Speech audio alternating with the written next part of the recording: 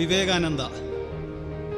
ആ ഒരു പേര് നമ്മൾ ഭാരതീയർക്ക് എത്രത്തോളം അഭിമാനം പകരുന്ന ഒരു പേരാണ്. ഒന്ന് ഓർത്തു നോക്കൂ.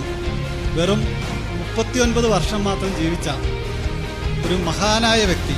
അദ്ദേഹം നമ്മുടെ ഭാരതത്തിൻ്റെ സാംസ്കാരിക പൈതൃകത്തെയും എല്ലാം ലോകത്തിന് മുമ്പിൽ എത്തിച്ച ഒരു മഹാവ്യക്തിയായിരുന്നു. അദ്ദേഹത്തിൻ്റെ പേരിലുള്ള ഒരു സാംസ്കാരിക സംഘടന 1980 കാലഘട്ടത്തിൽ ഞങ്ങൾ കുറെ സഹപാഠികൾ ചേർന്ന് ഒരു കലാ സാംസ്കാരിക സംഘടനയ്ക്ക് രൂപം കൊടുക്കുന്നതിന് വേണ്ടി എൻ്റെ വീട്ടിൽ യോഗം ചേർന്നു. പ്രസ്തുത യോഗത്തിൽ ശ്രീ ശ്രീകുമാർ നമ്പൂതിരി അവർ അധ്യക്ഷത വഹിക്കുകയും Vivekananda arts and sports club എന്ന നാമധേയത്തിൽ സംഘടനയ്ക്ക് രൂപം കൊടുത്തു.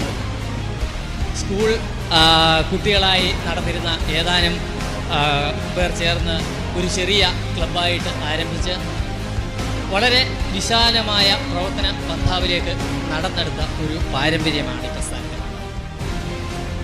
അന്നത്തെ കാലഘട്ടത്തിൽ വീട് അന്ന് ഈ ഓല കൊണ്ടുള്ള വീടുകളാണ്. വീട് മേയാൻ സൗകര്യമില്ലാത്ത ആളുകൾക്ക് അത് ഓല സംഘടിപ്പിച്ച് അത് തയ്യാറാക്കി അത് മേഞ്ഞു കൊടുക്കുക.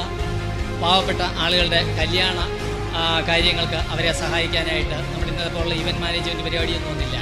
സഹായിക്കാനായിട്ട് അവിടെ എത്തിച്ചേരുക. സൗജന്യമായിട്ട് കുട്ടികൾക്ക് ട്യൂഷൻ സംഘടിപ്പിച്ച് നൽകുക. നെഹ്റു യുവകേന്ദ്രയുമായി ചേർന്നുകൊണ്ട് സൗജന്യ തൊഴിൽ പരിശീലന പദ്ധതികൾ, തയ്യൽ ക്ലാസ്സുകൾ, ഇലക്ട്രീഷ്യൻ ക്ലാസ്സുകൾ ഉൾപ്പെടെയുള്ള സംഘടിപ്പിക്കുക. തെരുവ് നാടകങ്ങൾ അവതരിപ്പിക്കുക. ആളുകളെ ബോധവൽക്കരിക്കത്തക്ക രീതിയിലുള്ള തീമുമായിട്ട് അത്തരത്തിലുള്ള പരിപാടികൾ നടത്തുക. അതുപോലെ തന്നെ സാമ്പത്തികമായിട്ട് ബുദ്ധിമുട്ടുന്ന ആളുകളെ അവർക്ക് ആവശ്യമായിട്ടുള്ള സാമ്പത്തിക സഹായം നൽകുന്നതിന് വേണ്ടി സഹായിക്കുക. ആരോഗ്യ പ്രശ്നങ്ങളുള്ളവർക്ക് അവരെ സഹായിക്കുക. തുടങ്ങി വൈവിധ്യങ്ങളായ പ്രവർത്തനങ്ങളുമായി മുന്നേറിയ ഒരു പാരമ്പര്യമാണ് ഈ ക്ലബിനുള്ളത്.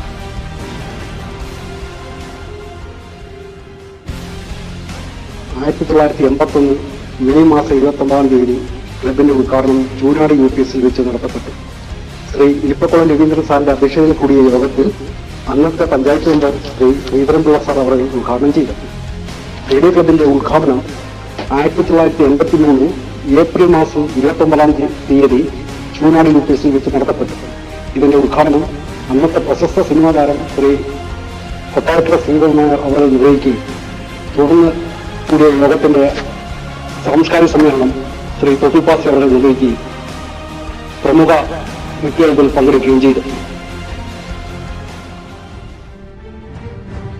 44 വർഷത്തിന്റെ ചരിത്രം പറയുന്ന ഈ സംഘടനയുടെ ആദ്യ കാലങ്ങളിൽ ഒരു സംഘടന തുടങ്ങിയിട്ട് ഒരു 10 വർഷമായി കാണും, അല്ലെങ്കിൽ ഒരു 12 വർഷമായി കാണും. 1985 അല്ലെങ്കിൽ 88 ആ ഒരു കാലഘട്ടത്തിൽ ഇന്നത്തെ പോലെ വൈദ്യുതിയൊന്നും എല്ലാ വീടുകളിലുമില്ല, ടെലിവിഷൻ ഇല്ല, പിന്നെ മൊബൈൽ ഫോണിൻ്റെ മറ്റു കാര്യങ്ങളൊന്നും പറയേണ്ട കാര്യമില്ലല്ലോ. ലാൻഡ് ഫോൺ പോലും ഇല്ലാത്തൊരു കാലഘട്ടം. മിക്ക വീടുകളിലും റേഡിയോ ആയിരുന്നു ഒരു വിനോദ ഉപാധി. റേഡിയോയിൽ കൂടെയായിരുന്നു നമ്മൾ, അല്ലെങ്കിൽ റേഡിയോയുടെ ശബ്ദം കേട്ടിട്ടായിരുന്നു നമ്മൾ ഉണരുന്നതും നമ്മളുടെ ജോലികൾ ചെയ്യുന്നതും. അതുകൊണ്ട് നമ്മളുടെ യാത്രാ സമയം പോലും നമ്മൾ ക്രമീകരിക്കുന്ന ഒരു കാലഘട്ടം ഉണ്ടായിരുന്നു. റേഡിയോയുടെ സമയക്രമം അനുസരിച്ചായിരുന്നു ആ ഒരു കാലഘട്ടം. ആ ഒരു കാലഘട്ടത്തിൽ ജീവിച്ചിരുന്ന റേഡിയോ വളരെ അത്ഭുതത്തോടെ നോക്കിക്കണ്ടിരുന്ന ഒരു കൊച്ചുകുട്ടിയായിരുന്നു ഞാൻ.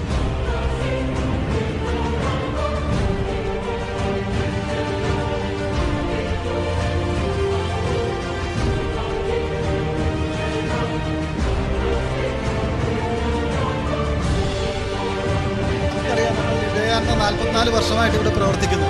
പക്ഷേ ഒരുപാട് സാംസ്കാരിക സംഘടനകൾ ഈ ഒരു പീരീഡിൽ വളർന്നു വരികയും 1-2 പ്രോഗ്രാമുകളോ വാർഷികങ്ങളോ നടത്തി തളർന്നു പോവുകയും ചെയ്തിട്ടുണ്ട്. അവിടെയാണ് വിവേകാനന്ദ വേറിട്ട് നിൽക്കുന്നത്. അതിന് പിന്നിലുള്ളത് വിവേകാനന്ദയെ സ്നേഹിക്കുന്ന നല്ലവരായ നാട്ടുകാരും വിവേകാനന്ദയിൽ പ്രവർത്തിക്കുന്ന കൊച്ചുകുട്ടികൾ മുതൽ വനിതാവേദി അംഗങ്ങളും ആർട്സ് ക്ലബ് അംഗങ്ങളും ജൂനിയർ ഗ്രൂപ്പ് അംഗങ്ങളും എല്ലാ ലെവലിലുള്ള അംഗങ്ങളും ഒരു 400ഓളം വരുന്ന ഈ അംഗങ്ങളെല്ലാം ഒരേപോലെ ഒരുമിച്ച് നിൽക്കുന്നത് കൊണ്ടാണ് നമുക്ക് ഈ സംഘടനയെ ഇന്നത്തെ നിലയിൽ നമുക്ക് മുമ്പോട്ട് കൊണ്ടുപോകാൻ കഴിയുന്നത്. അത് നമുക്ക് ഓരോരുത്തർക്കും അഭിമാനിക്കാവുന്ന ഒരു കാര്യമാണ്.